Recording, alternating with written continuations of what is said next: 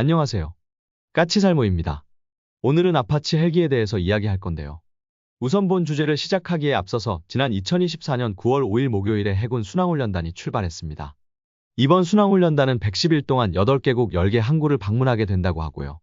무엇보다도 이번 순항훈련은 이순신급 같은 전투함이 아닌 훈련함인 한산도함과 그리고 군수지원함인 대청함만이 참가하고 있습니다. 이게 몇 년째인데요.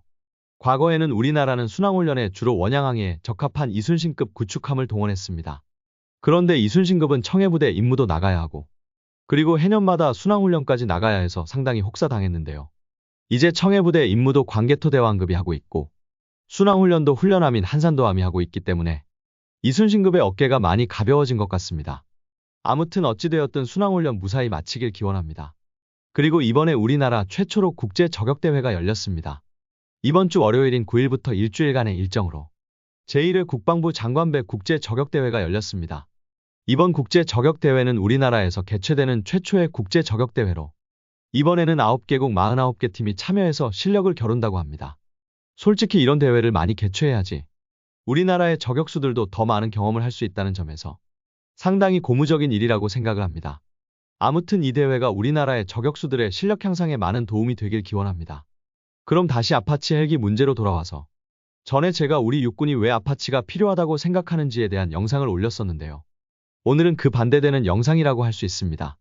오늘 영상 내용은 어찌 보면 저희 의견이라고 할 수 있지만 당연히 저희 일방적인 의견은 아니고 아파치 헬기를 도입해서 안 되는 객관적인 이유를 이야기해 보도록 하겠습니다. 우선 영상을 시작하기 전에 앞서서 저는 과거부터 계속 아파치 헬기 도입을 반대해왔고 그래서 항상 아파치 도입에는 반대 의견을 내고 있습니다. 그런데 한 번은 어떤 분이 그런 저에게 말 그대로 쌍욕을 하더군요. 매국노라고요. 나라의 국방력을 올리는 최신 무기를 도입하는데 왜 반대하냐는 뜻인 것 같습니다. 솔직히 욕만 해대서 대화 자체가 되지 않았기 때문에 그분이 어떤 생각을 하고 있었던 건지는 저도 잘 모르겠습니다. 그런데 솔직한 제가 그분을 바라보는 심정은 저는 그분을 마치 바퀴벌레 보는 심정이었습니다. 왜 제가 그분을 바퀴벌레 보는 심정이었냐면 그분이 너무 2차원적인 사고를 하고 있기 때문에 마치 벌레 같다는 느낌이었습니다. 우리나라가 무기를 도입하는데 그걸 반대하면 무조건 매국노다. 어쩜 그리도 단순하게 생각을 할 수 있는지 기가 막히고요. 당연히 저도 우리나라의 국방력이 강화되길 바랍니다. 그런데 문제는 국방비라는 건 제로섬 게임과 같은 것입니다. 한마디로 국방비는 어느 정도 한정적인데 필요 없는 물건을 도입하면 정작 필요한 걸 사지 못하지 않습니까? 제가 아파치를 반대하는 이유는 아파치를 도입하지 말고 아파치를 도입하지 않아서 절약한 예산을 여가부에 주고 여가부더러 성인지능력 향상 비용인가 하는 곳에 예산을 사용하라는 소리가 아닙니다.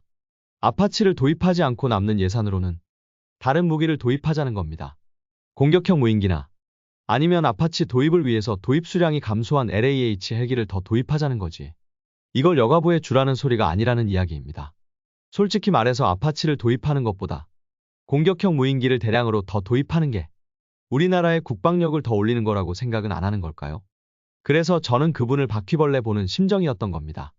무슨 문제든 상대가 자신과 의견이 다르다고 해서 무조건 어리석은 것도 그리고 나쁜 놈도 아닙니다. 그럼 육군은 아파치를 저리 도입하고 싶어 하는데 육군 말고 다른 곳들은 어떨까요? 예를 들어서 방사청이나 국회는 어떨까요? 실제로 지금 아파치 도입은 저 같은 사람이나 일부 밀리터리 매니아들만 반대하는 건 아닙니다. 아파치 도입에 대한 의문은 지금도 상당히 논란거리이고 심지어는 국회에서까지 논란거리입니다. 당장 국회 국방위에서 예산안을 감액한 내용 중에는 아파치도 있습니다. 원래 육군은 아파치를 도입하기 위해서 올해인 2024년도에 1878억 9,700만 원을 요구했습니다. 그런데 국회 국방위에서 그중에서 200억을 삭감했습니다. 그래서 올해 아파치를 도입하기 위해서 편성된 예산이 1678억 9,700만 원입니다. 솔직히 200억이 삭감되었지만 아파치 도입에는 큰 지장은 없다고 합니다. 한마디로 국회 국방위는 아파치 도입에 지장이 없을 정도만 예산을 삭감한 겁니다. 왜 그랬을까요? 그 이유는 예산 삭감 내용의 감액 사유라는 부분에 나와 있습니다. 감액 사유에는 대형 공격 헬기 도입이 최근 전쟁 양상에 부합하는지 여부 등에 대한 추가적인 검토가 필요하므로 감액이라고 나옵니다. 한마디로 말해서 아파치 도입은 국회 국방위 내에서도 논란이 있다는 것입니다. 과연 아파치가 현대전에 부합하는지 그리고 우크라이나 전쟁의 교훈을 반영했는지가 지금도 논란 중입니다. 그런데 그러면 왜 국회 국방위는 아파치 도입 사업에 지장이 없을 정도만 예산을 삭감한 것일까요? 그 이유는 이 사업이 너무 대형 사업이기 때문입니다. 이 사업은 수조 원이 들어가고 연관된 사람도 많습니다. 거기다가 육군에서 오랫동안 준비해온 사업이고요. 아무리 국회라고 해도 이걸 무턱대고 전액 삭감을 할 수가 없었던 겁니다. 다만 논란의 여지가 있으면 명백하니 다시 조사해보라는 것인데요. 당연히 육군이 다시 조사할 리가 없겠죠.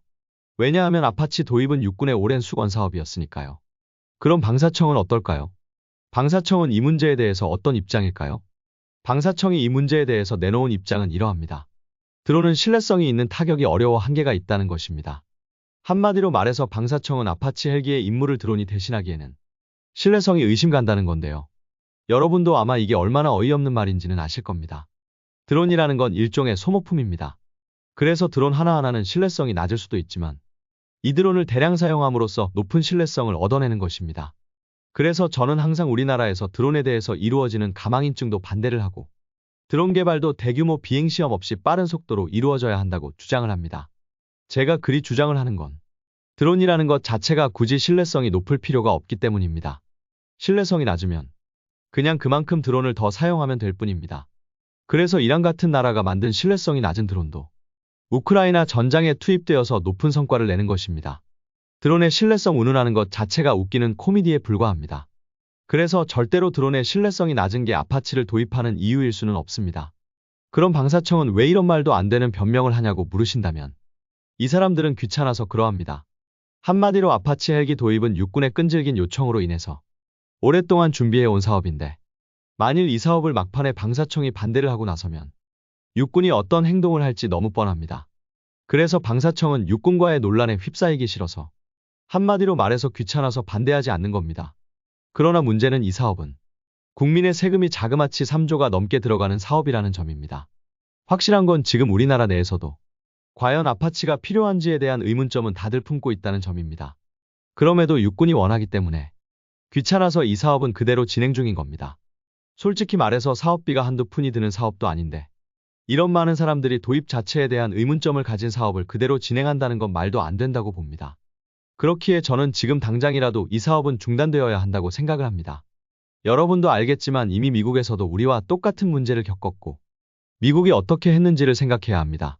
당장 최근에도 우크라이나 전쟁에서 우크라이나 군이 도네츠크에서 FPV 드론을 사용해서 러시아의 밀레이 헬기를 격추시킨 사건이 발생했습니다. 한마디로 드론에 의해서 헬기가 격추된 사건으로 이게 세계 최초이긴 하지만 앞으로는 이런 일이 비일비재하게 일어날 거라고 다들 보고 있습니다. 당장 우리나라의 국방과학연구소에서도 드론 요격을 위한 고속 요격 드론을 적극적으로 개발을 하고 있습니다. 한마디로 앞으로는 드론으로 드론을 요격하는 게 흔해질 것이고 이 요격 드론으로 헬기를 격추하는 건 상대 드론을 격추하는 것보다 더 쉽다는 점입니다. 왜냐하면 헬기가 드론보다 더 크고 더 느리기 때문입니다. 그래서 결론은 이런 드론 요격용 드론이 헬기에게도 치명적인 공격수단이 될 것으로 생각하고 있고 만일 요격용 드론이 배회폭탄처럼 공중에 머물면서 적 드론이나 헬기가 접근하기를 기다렸다가 헬기가 접근을 하면 공격한다면 헬기로서는 방어할 방법이 없습니다. 지상에서 미사일을 발사해서 요격하는 것과 달리 공중에 머물러 있던 드론은 헬기를 훨씬 쉽게 요격할 거라는 게 전문가들의 일반적인 의견입니다. 한마디로 드론 요격 드론이 오히려 드론보다 헬기에 더 치명적인 무기가 될 거라는 것입니다. 그럼 이 문제에 대해서 미국은 어떤 해결책을 제안하고 있을까요? 미국이 이 문제에 대해서 내놓은 해결책은 기존 헬기에 대한 투자를 중단하고 신형 고속헬기 도입 사업인 FLRAA 사업을 앞당긴다는 것입니다. 그래서 미국은 2024년 2월 8일에 신형 정찰 헬기 사업인 FARA 사업을 중단해버렸습니다. 결론은 공중에서 요격용 드론이 매복하고 있는 미래 전장에서 정찰 헬기가 살아남을 수 없다는 것입니다. 그리고 블랙호크와 아파치 헬기를 위한 ITEP 사업을 잠정 중단해버렸습니다. 그럼 ITEP 사업이란 뭐냐? 우리말로 하면 향상형 터빈 엔진 프로그램이라는 사업으로 지금 아파치 헬기와 블랙호크 헬기에 사용되는 T700 엔진을 대체하는 새로운 터보샤프트 엔진을 개발하는 사업입니다. 참고로 T700 엔진은 우리 수리온 헬기에도 탑재된 엔진이기 때문에 어쩌면 미국에서 새로운 엔진이 개발되면 이 새로운 엔진을 우리 수리온에도 탑재할 수도 있을 수 있습니다.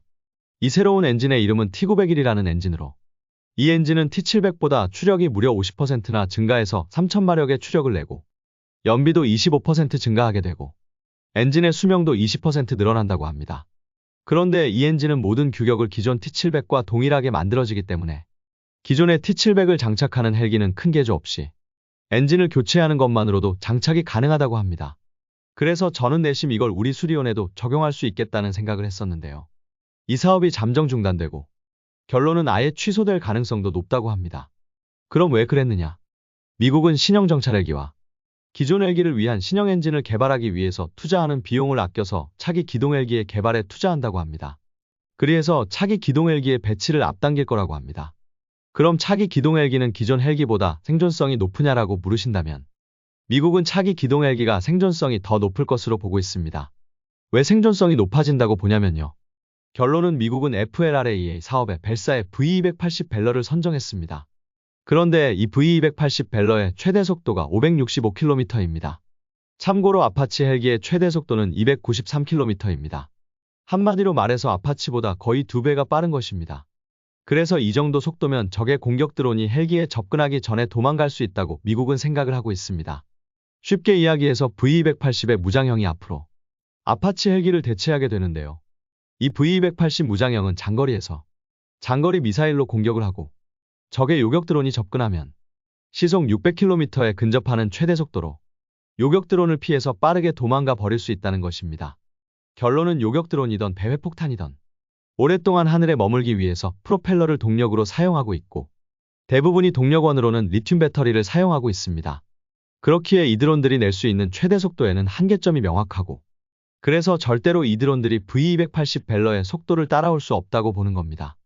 그래서 지금의 헬기들의 낮은 생존성과 달리 차기 기동 헬기인 V280 벨러는 충분한 생존성을 가질 수 있다고 보는 것입니다. 그래서 미국은 이 문제의 해결책은 기존 헬기에 비해서 거의 2배가 빠른 차세대 헬기를 빨리 배치하는 게 답이라고 생각을 하고 있습니다. 솔직히 미국의 주장대로라면 우리나라의 차기 기동 헬기도 어떤 형태로 만들어질지 답은 이미 나와 있는 거나 다름없습니다. 왜냐하면 벨사의 V280 벨러와 경쟁했던 시코르스키사의 디파이언트 X는 최대 속도가 벨러에 비해서 거의 100km가 더 느리기 때문에 헬기의 속도가 헬기의 생존성이라는 미국의 주장이 사실이라면 우리나라도 당연히 차기 기동 헬기로 틸트로터기를 선택해야 하기 때문입니다. 그래서 미국의 주장대로라면 우리의 차기 기동 헬기도 틸트로터기가 될 것입니다. 물론 이런 미국의 생각이 옳은지 틀린지는 지금은 알 수 없습니다. 당연한 게 지금 있는 헬기 중에 이런 헬기는 미 해병대의 오스프리 틸트로터기 밖에는 없고 아직 오스프리는 드론 공격에 노출된 적이 없기 때문에 미국의 주장이 옳은지 틀린지 아직은 판단할 수 없습니다. 그리고 분명히 글을 보시는 분들 중에도 미국의 생각이 틀렸다고 생각하시는 분들도 있을 것이고요. 그러나 분명한 건 현대전의 아파치 헬기가 적합하지 않다는 점은 명확합니다. 그렇기에 저는 분명히 아파치 헬기의 도입이 중단되어야 한다고 생각을 하고요. 이걸 대마불사라고 큰돈이 들어가는 대규모 사업을 오랫동안 준비해 왔는데 이제 와서 우크라이나의 일부 교훈을 반영해야 한다는 이유만으로 사업을 취소할 수 없다는 건 국민을 기망하는 행동이라고 생각을 합니다. 분명한 건 북한은 각종 드론을 생산하고 있고 심지어는 러시아에게까지 공급하고 있기 때문에 북한이 드론을 대량으로 사용할 거라는 건 분명한 사실입니다. 당연히 우리도 앞으로는 드론을 대량으로 사용할 것이고요. 이런 수많은 드론으로 가득 차 있는 전장에서 최대 속도 200km대의 느린 헬기는 더 이상 살아남지 못한다는 건 분명한 사실입니다. 그렇기에 아파치 헬기는 지금이라도 도입이 중단되어야 한다고 생각을 합니다. 왜 우리 스스로까지 의문을 품고 있는 사업을 계속 추진해야 한다는 건지 이해가 안 갑니다. 말 그대로 이 사업은 대규모 사업입니다. 수조 원이 들어가는 대규모 사업이요. 그렇기에 이런 큰돈을 미래가 불확실한 무기를 그것도 외국 무기를 도입하는데 사용해서는 안 된다고 생각을 합니다. 그리고 분명히 국회는 아파치 헬기가 현대전에 적합한지 불확실하다고 했고 그것에 대한 추가 조사가 필요하다고 했습니다. 그러니 최소한 이 사업을 일시적으로라도 중단하고 국회 말대로 추가 조사가 필요하다고 봅니다. 그리고 그 조사 결과가 어떻게 나올지를 기다려야 한다고 생각을 합니다. 물론 저도 드론으로 대체를 해야 한다고 생각을 하지만 이건 말 그대로 제 생각일 뿐입니다. 조사 결과가 어떻게 나올지는 아무도 모르는 것입니다. 그러니 객관적인 기관에 객관적인 조사를 받아볼 필요가 있다고 생각을 합니다. 그 다음에 아파치를 도입해도 늦지 않습니다. 우크라이나 전쟁의 교훈으로 인해서 현대전의 교리는 빠르게 바뀌고 있습니다. 이런 과도기 시기에 이런 대형 무기 도입 사업을 객관적인 사실 조사도 없이 추진한다는 건 있을 수도 없는 일이라고 생각을 합니다. 당장 아파치 헬기의 도입을 중단하라는 게 아니라 조사라도 해야 한다는 것입니다. 여러분은 이 문제를 어떻게 생각을 하시나요? 국회의 말처럼 아파치 헬기가 미래전쟁에 필요한지 조사할 필요가 있다고 생각을 하시나요? 아니면 그냥 아파치 헬기를 도입해야 한다고 생각을 하시나요? 이상 영상 봐주셔서 감사합니다.